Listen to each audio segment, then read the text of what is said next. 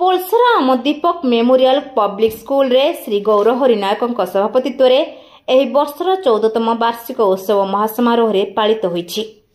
उक्त बैठक रे मुख्य अतिथि लक्ष्मीप्रिया साहू, किड्स अंगन स्कूल अध्यक्षा, मुख्य वक्ता मुरलीधर नंद, शिक्षाविद हाथीओट, सम्मानित अतिथि प्रमोद कुमार रथ, इंग्राजी अध्यापक एवं गोपबंध हाईस्कूल विज्ञान शिक्षक अमरेश कुमार पट्टनायक, विद्यालय प्रमुख भवानी शंकर रथ एवं परिचालना कमिटीर सदस्यवृंद जोग देइथिले।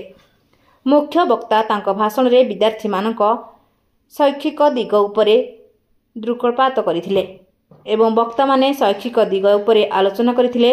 विभिन्न विभाग रे कृति हासिल करिथिबा छात्र छात्री मानक पुरस्कार बंटन करिथिले।